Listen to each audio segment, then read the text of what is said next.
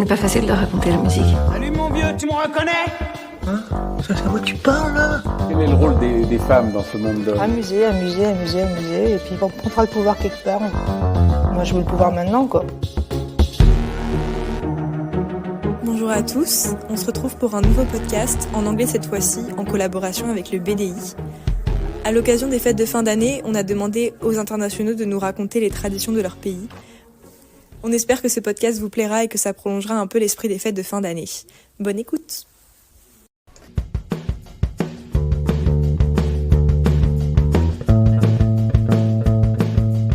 Hi everyone, my name is Virginia. I come from Italy, from Rome, and I'm doing my Erasmus here in Lyon. And in Italy, Christmas is really important because it's mostly a Catholic country. Many Italians are Catholic, I believe. So our traditions stick to Catholicism.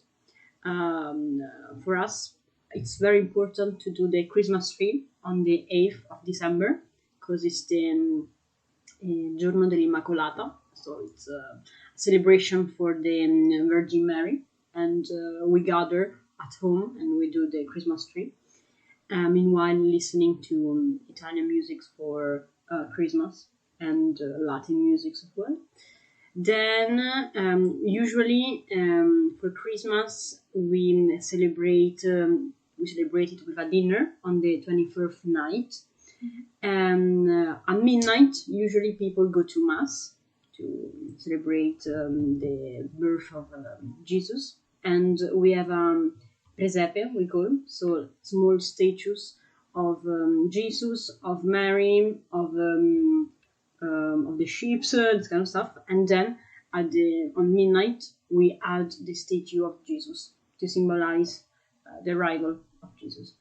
And we usually eat a lot for dinner. And it really depends on where in Italy you are, because we have different menus, let's say, depending on the region, on the city, and of course on the taste of the family. And usually we also open the Christmas gifts on the 21st night.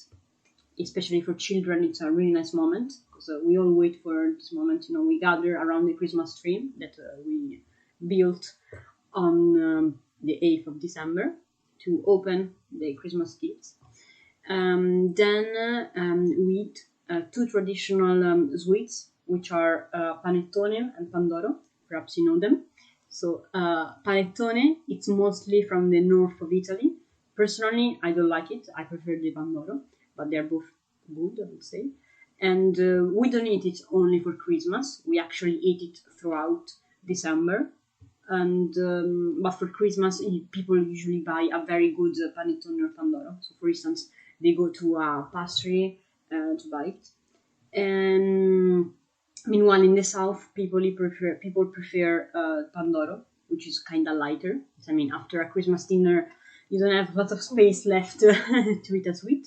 And then we also eat the turron with almonds usually. It's really good as well, really sugary as well.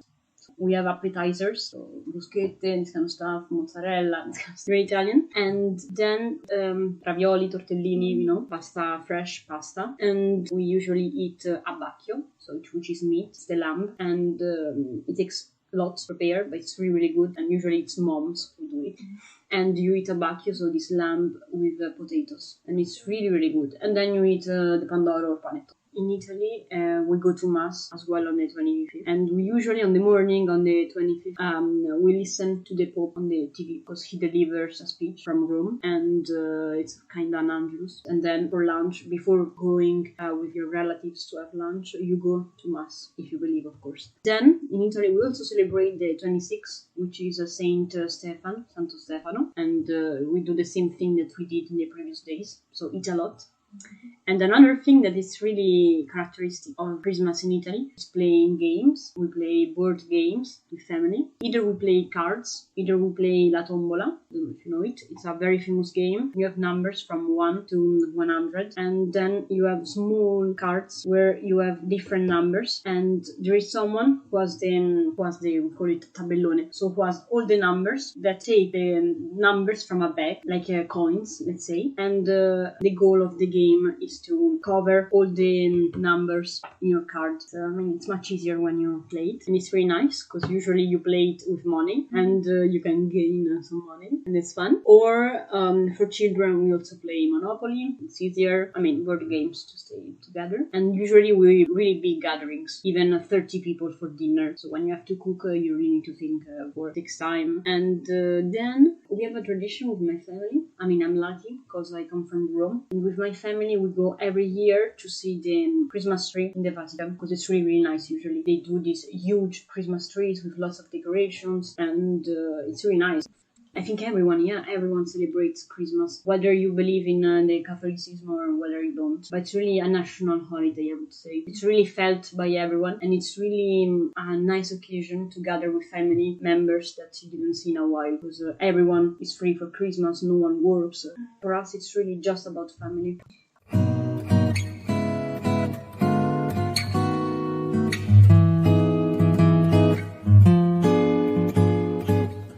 My name is Teresa. I come from Czech Republic. I live in Prague. I think I would like to start before Christmas because I think also interesting and important is Advent, which is before the Christmas, like 4 weeks before Christmas. And normally people every Sunday they light one candle to count the weeks before Christmas. All the traditions come from the Christian tradition, but nowadays people are not really Christians in Czech Republic in general. So I think they just take the tradition from the Christian culture and they kind of make it for themselves. So for example, the Advent is also, it comes from the Christian tradition. But now people just want to light the candles to count the Christmas. Also, what's happening before Christmas, it's Christmas markets, which are really beautiful in Prague. I would recommend to come.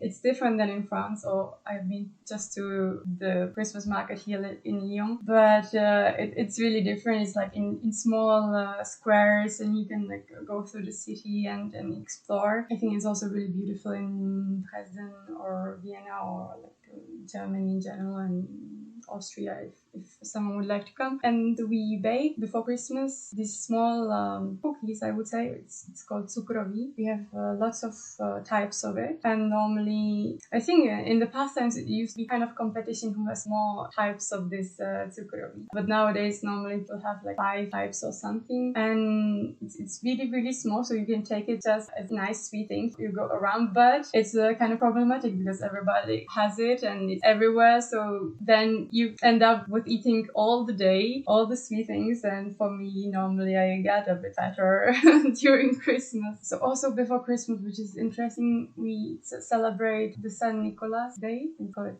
Mikuláš. And this San Nicolas is supposed to give gifts to children. Normally it's fruits or sweets, and if the children are not behaving well, they can get a coal or potatoes. And for the Christmas Eve, we celebrate it on 24th evening. It's for family, for close family it's 24, and for bigger family it's 25.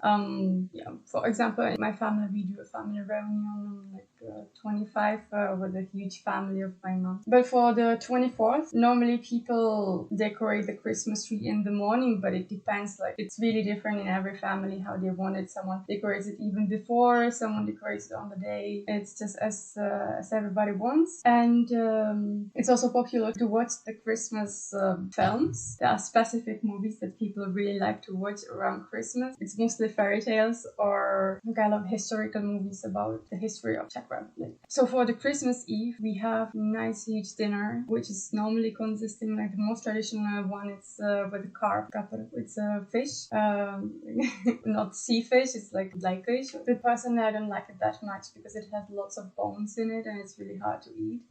and it's also really hard to cook it well. And we eat it with a potato salad, specific kind of potato salad, where you put vegetables like carrot or peas, and you have potatoes, of course, and you just mix it together, and then you eat it cold.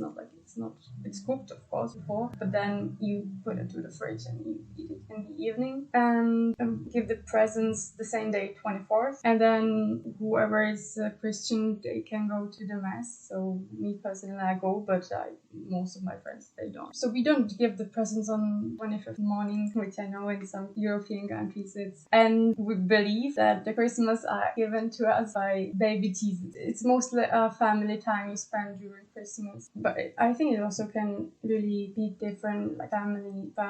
I think nowadays it's really free how the people want to spend their time, but what stays always is the day spent with the family. For example, my dad, he hates Christmas because it really stresses him out. So with him, we are not giving presents to each other. We are playing the board games, as you said, but it's not a tradition. It's just my family's tradition. We don't have really a special tradition for my family, but for a neighborhood we live in. So when we were small children, the families in my neighborhood, they used to go together with all the children around.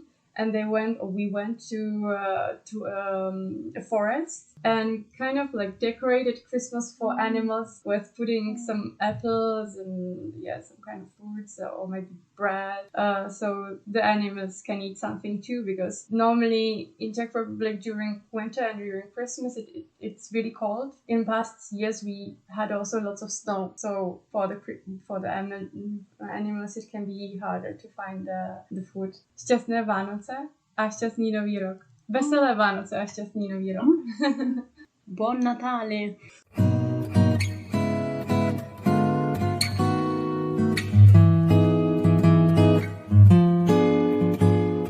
So I'm Basia and I come from Poland. I study international relations and I spent now 1 semester in Sciences Po Lyon.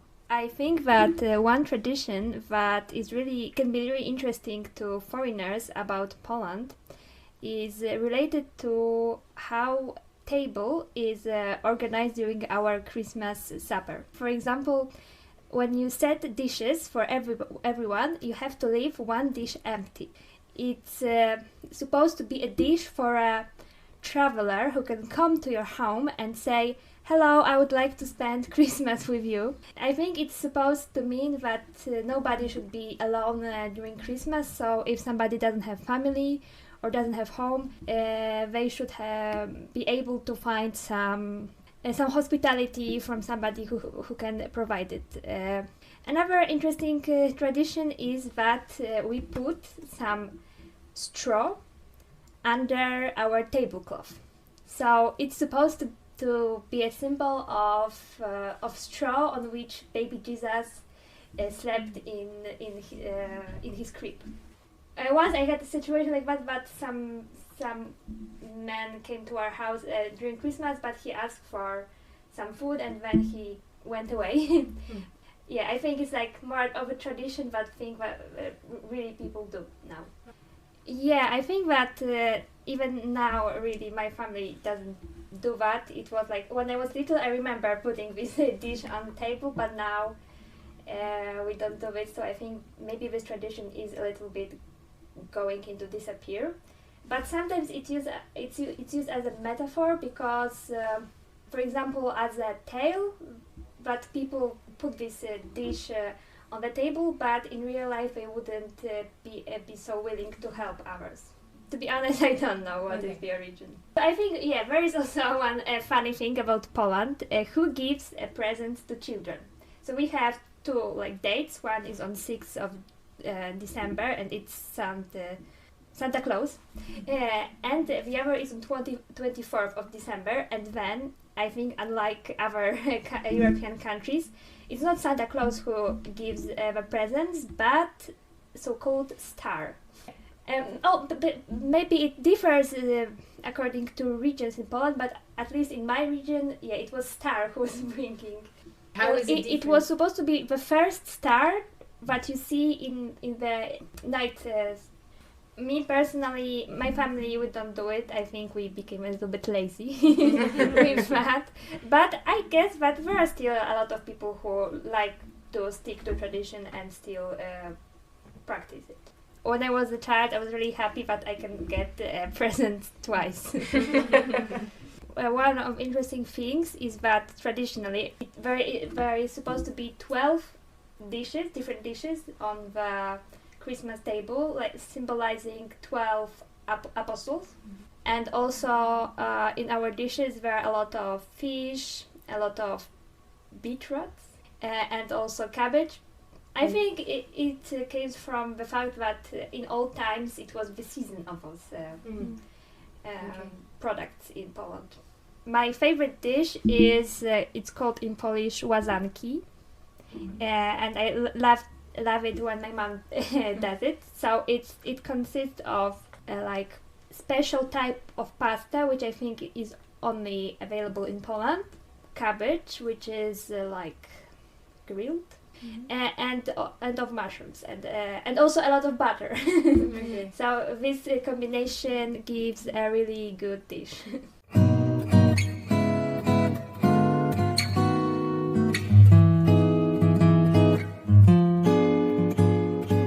Polina, and I come from Ukraine. I'm 18 years old, and so my exchange university is from Poland, from Krakow, and I'm gonna stay here for the whole year. So nice to meet you. And yeah, I'm gonna talk about Christmas celebrations in Ukraine. So several years ago, it was celebrated on 6th of January according to the Julian calendar. However, a couple of years ago it was changed to a more international date, which is 24th of December. So let's talk about Christmas Eve first. It is also called Holy Eve, which takes place on 24th of December. It is marked by traditional family celebrations and gathering in the evenings, the so-called Święta Wieczeria, which is holy dinner in translation. The table should be served with 12 dishes, which symbolize the 12 apostles and 12 months of the year, their traditional recipes, preparation, and some symbolical meaning. So the main dish of the evening is kutia, which is a porridge made from wheat, rice, oats, and some addition of sweets like honey, jam, and dried fruits. So grace symbolizes internal life and sweet additives. The main drink of the table is uzvar, which is made from dried fruits and berries, sometimes with honey and sugar. So let's start with dumplings with cabbage and dumplings with potatoes, which is pretty traditional dish not only for Christmas but all the holidays. So the second one is famous Ukrainian borscht, which is a hot soup made from beef and a variety of vegetables. The land soup is often served with small dumplings called ears, and these dumplings are made from dough and stuffed with mushrooms. And the last one is the Christmas kalash, is a traditional ceremonial bread made from white flour. So in the morning of December 25th starts with people greeting each other with the phrase, Christ is born. This day people go to the church for Christmas prayer and then come together within the family circle to visit relatives. So the first of all, Christmas carols is an integral part of the whole holiday season, which starts with the birth of Christ and takes place during the night of 24th and 25th of December.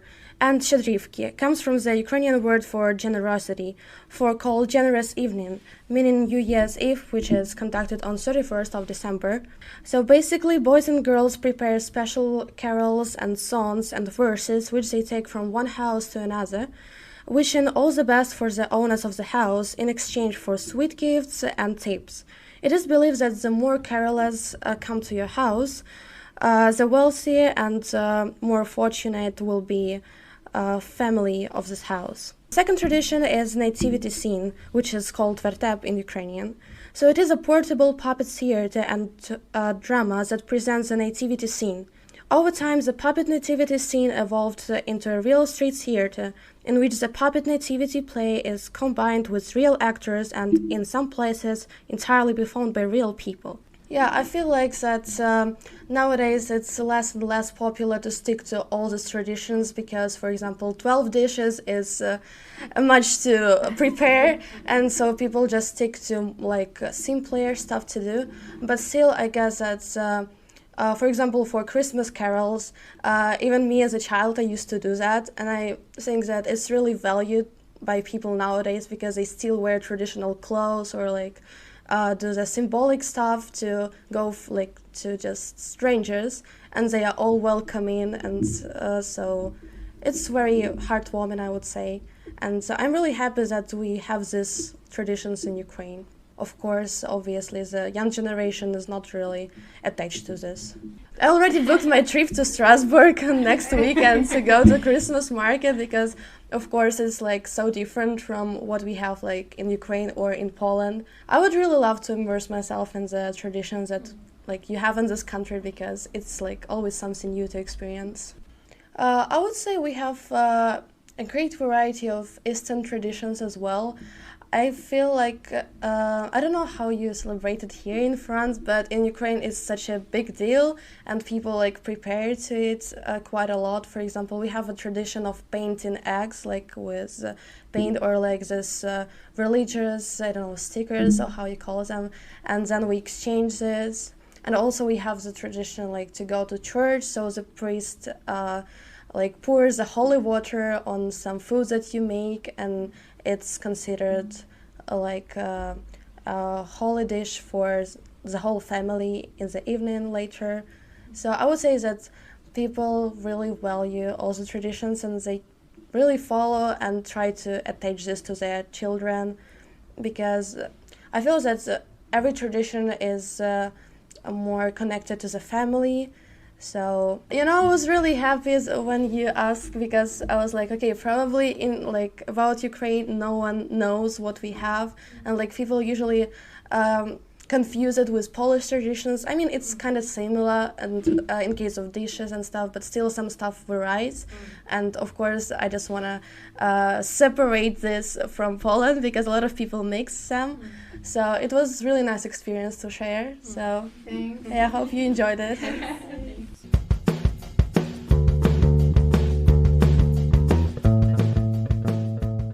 Merci à vous d'avoir écouté ce podcast et merci à toutes les participantes. À la prochaine!